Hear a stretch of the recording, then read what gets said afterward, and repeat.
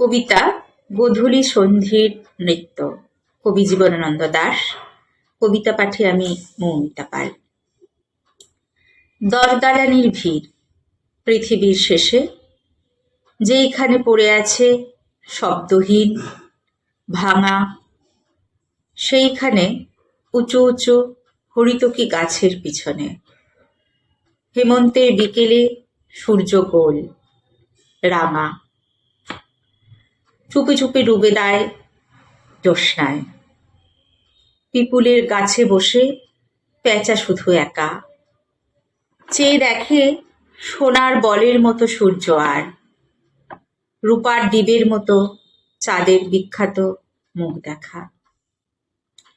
হরিতকি শাখাদের নিচে যেন হীরের স্ফুলিঙ্গ, আর স্ফটিকের মতো সাদা জলের উল্লাস। নৃমুণ্ডের আবছায়া, নিস্তব্ধতা, বাদামি পাতার ঘ্রাণ, মধুকপি ঘাস, কয়েকটি নারী যেন ঈশ্বরীর মতো। পুরুষ তাদের কৃতকর্ম নবীন, খোপার ভিতরে চুলে নরকের নবজাত মেঘ। পায়ের ভঙ্গির নিচে হংকংয়ের তৃণ, যেখানে গোপন জল ম্লান হয়ে ফিরে হয় ফের। পাতাদের উৎসরণে কোনো শব্দ নাই, তবু তারা টের পায় কামানের স্থবির গর্জনে। বিনষ্ট হতেছে সাংহাই।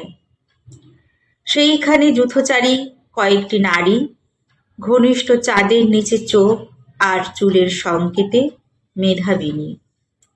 দেশ আর বিদেশের পুরুষেরা যুদ্ধ আর বাণিজ্যের রক্তে আর উঠিবে না মেতে। প্রগাঢ় চুম্বন ক্রমে টানিতেছে তাহাদের, তুলোর বালিশে মাথা রেখে আর মানবীয় ঘুমে। স্বাদ নেই এই পৃথিবীর মাঠের তরঙ্গ দিয়ে, ওই চূর্ণ ভূখণ্ডের বাতাসে বরুণে ক্রূর পথ নিয়ে যায় হরিতকি বনে জ্যোৎস্নায়। যুদ্ধ আর বাণিজ্যের বেলোয়ারি রৌদ্রের দিন শেষ হয়ে গেছে সব। বিনুনিতে নরকের নির্বাচন মেঘ, পায়ের ভঙ্গির নিচে বৃশ্চিক কর্কট তোলা নীল। শুনলেন কবি জীবনানন্দ দাশের কবিতা।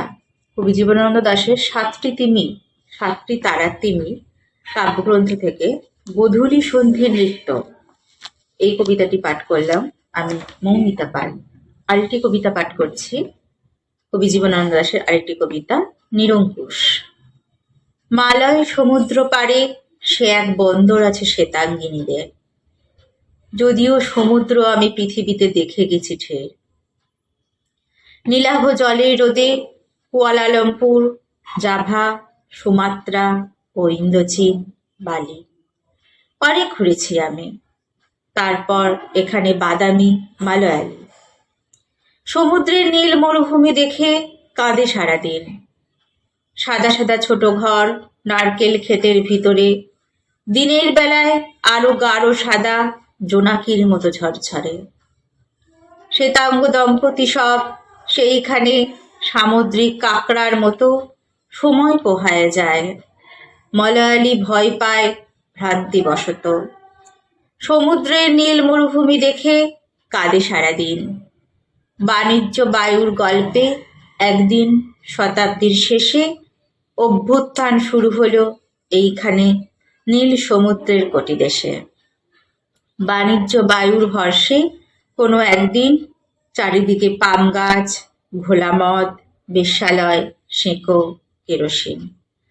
সমুদ্রের নীল মরুভূমি দেখে রোখে সারাদিন দূর থেকে ধোয়া রৌদ্রের নিরংশায় সে 49। বাতাস তবুও বয় উদীচির বিকীর্ণ বাতাস। নারকেল কুঞ্জবনে সাদা সাদা ঘরগুলো ঠান্ডা করে রাখে। লাল কাকড়ের পথ, রক্তিম গির্জার মুন্ড দেখা যায় সবুজের ফাঁকে। সমুদ্রের নীল বনভূমি দেখে নীলিমায় লীন। শুনলেন কবিতা নিরঙ্কুশ, কবি জীবনানন্দ দাশ। কবি জীবনানন্দ দাশের দুটি কবিতা পাঠ করে শোনালাম আমি মৌমিতা পাল। কবি জীবনানন্দ দাশের 7টি তারার তিমির কাব্যগ্রন্থ থেকে দুটি কবিতা পাঠ করলাম। নমস্কার।